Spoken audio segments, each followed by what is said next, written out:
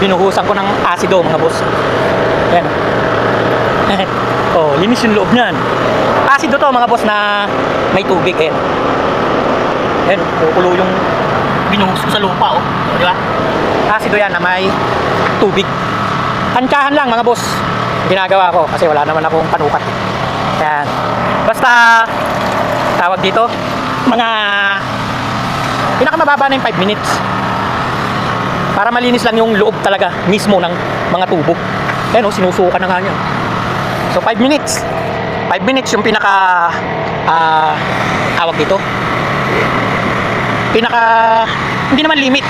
Yun yung pinaka mababa. 5 minutes pataas yan. 5 minutes to 10 minutes yan. Depende sa kapal mga boss ng kanso o ng tubo. Kasi kapag kapag manipis naman, kakainin niya yung 31. Kakainin niya yung tubo. So ang mangyayari, dadami yung butas. After nyan, after 5 minutes o 6 minutes, ganyan, ang gagawin nyo, i-drain. Tapos, huhugasan nyo ngayon ng tubig. Hugasan nyo na mabuti ng tubig. Yung fresh water. Mga 3 beses nyo hugasan. O kaya ibabad nyo para mas maganda. Dahil para yung nasa loob na asido, matanggal niya. Matanggal. Yan. Yan mga boss ha. So ayan o. Dumi o. Ito. Ito, umapaw na. O yan o, double time ako mga boss. May nakababad dito. Naggagawa ako doon. Kasi ang dami kong trabaho eh. O. Pero okay lang naman, di naman mahirap eh. Kasi unang-una, sanay na naman ako sa trabahong ito. Kaya hindi naman mahirap sa akin. So, inalis ko yung mga langis sa ibabaw. Yan o, kakapit kasi yan sa radiator kapag inahon ko yan. Ito, nililinis ko pa rin yung loob niyan, binababad ko. Kasi nilagyan ko rin ng asido yan eh. So yan, binabad ko siya ng tubig na yung fresh water nga. Tapos binobomba ko ng hangin, ayan o.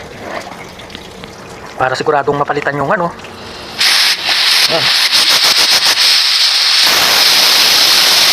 Ayan. Para yung tubig na pinagbabaran sa loob lumabas, papalitan na naman ng iba, di ba? So ganun lang mga boss. Para kasi malalaki yung tubo nito eh. Kaya hindi nagbabara kagad-agad yung tubo. Ang problema lang naman nito kaya binaklas, yung iba may butas, yung iba naman sa makina. Yan. Siyempre since na breakdown na, inalis yung makina, palit na rin ang radiator. Oh. Tapos dinadala nga sa akin at pina-check, pinagagawa. So ang ginagawa ko naman, ayan, nililinis ko, check ko sila isa-isa. Pag may butas, gagawin.